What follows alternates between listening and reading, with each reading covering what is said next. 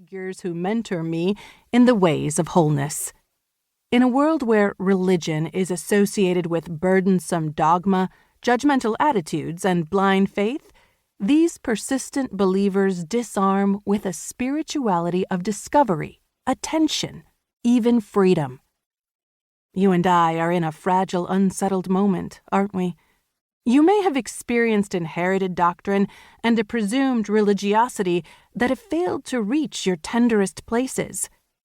Can we dare to imagine a new way of living now, to navigate the world with an empathy, kindness, and hope we've never known before?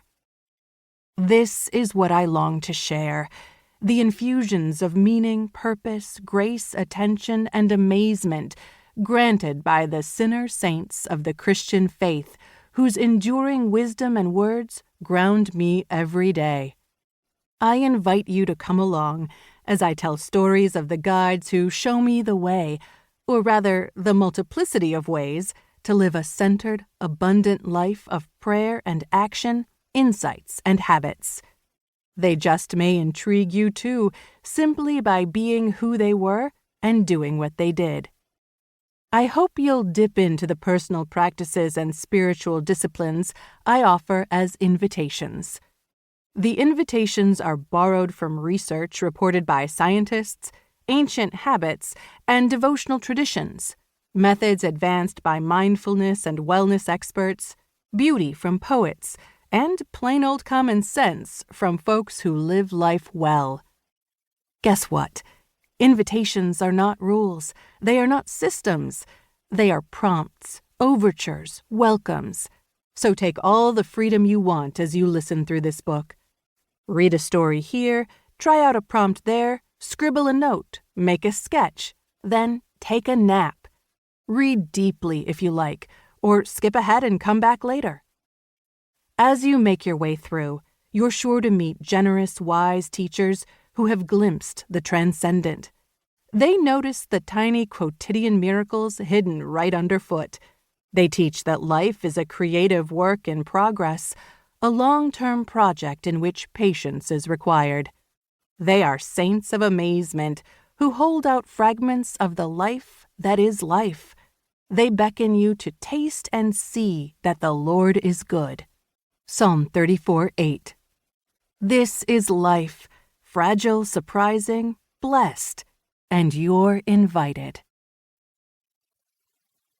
Wake up.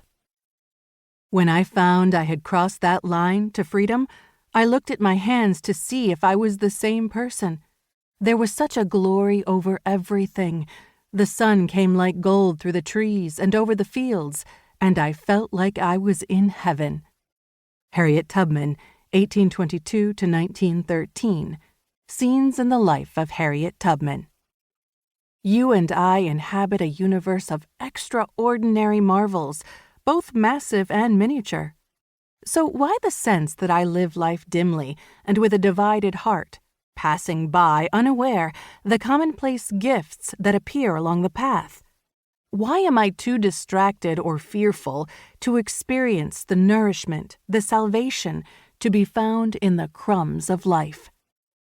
Presence is what we are all hungering for, aren't we? Real presence.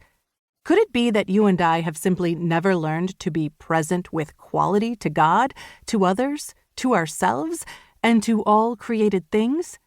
To bring our attention to unfolding moments.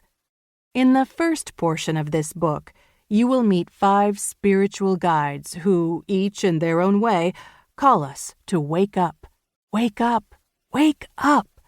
Tiny miracles are to be found everywhere, they say, in a bite of sun-ripened peach, the languorous stretch after a nap, the buzz of a melody, a deep cleansing breath, the self-revelation that emerges when a pen is put to paper. Look within and without, and you just may encounter God, beside you in the world, in the glory over everything. Pay attention. You stand on holy ground. Invitation 1. Put pen to paper. Henri Nouwen, 1932 to 1996. It was an early September Saturday, the first